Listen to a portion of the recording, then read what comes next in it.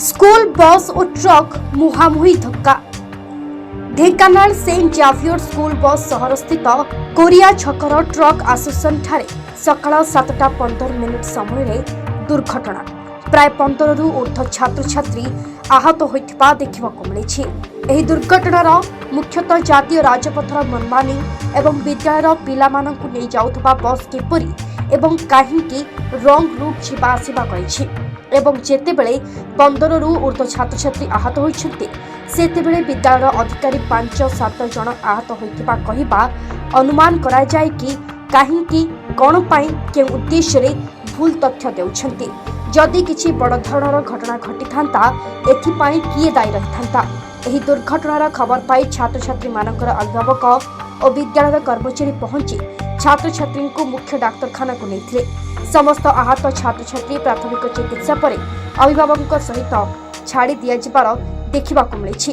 दुर्घटना घटाइथिबा trailer driver घटनास्थल फेरार। सबुठारु बड़ कथा हेउछि जातीय राजपथ कर्तृपक्ष विभिन्न जनगहलीपूर्ण राजरास्ता को जनसाधारण सुरक्षा पाई शीघ्र करिबार आवश्यकता रहिछि।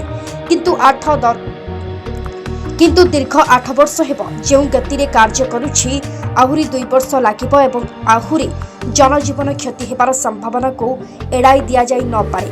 तेणु एहा उपरे जिला प्रशासन जातीय राजपथ कर्तृपक्ष आंचलिक परिवहन विभाग तासह विभिन्न विद्यालय कर्तृपक्ष एवं स्थानीय पुलिस नजर रखिबाकू साधारण दाबी होछि। एबे देखिबाकू बाकी रहिला केउ दिन ए राजपथ संपूर्ण होछि एवं साधारणतः जनता एहार सुविधा उपभोग करुछन्ति। धीरे से देखलु बस टा साप भले पूरा आसुला। बस टा ट्रक साप भले आसुछि। हम अंकल कोन गले स्लो कर साइड कर देले। से आनी मझे पीडी देला। काच पूरा गुंडो कर देला।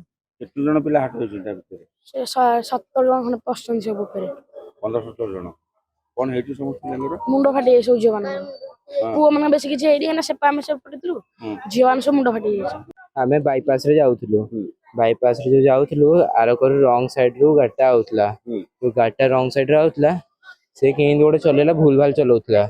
हम गाटा सीधा जाउतला हम गाडरे आनी की राइट साइड रे बाडे देला।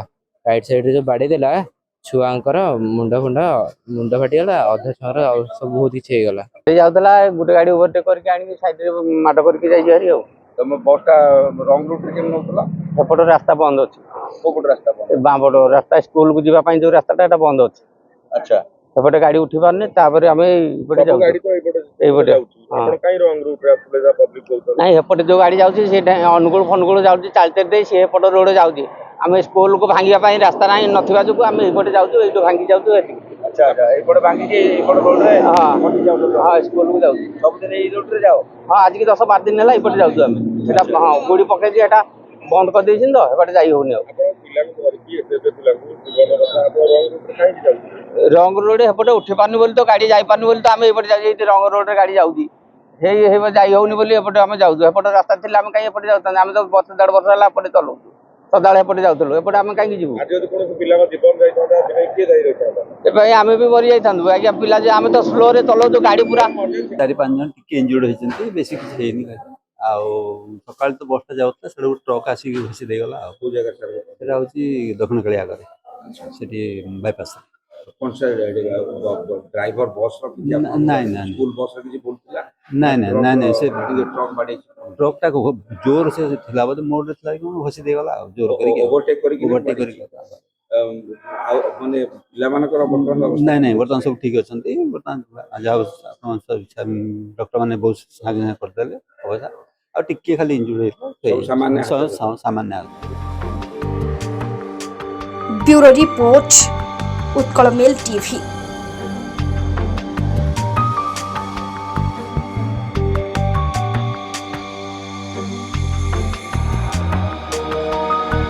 वीडियो को लाइक करंतु,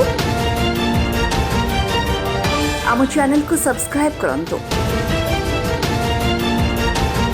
आमरे नुआ नुआ वीडियो सर्वप्रथमे देखिबा पाई बेल आइकन को निश्चित दबाନ୍ତୁ।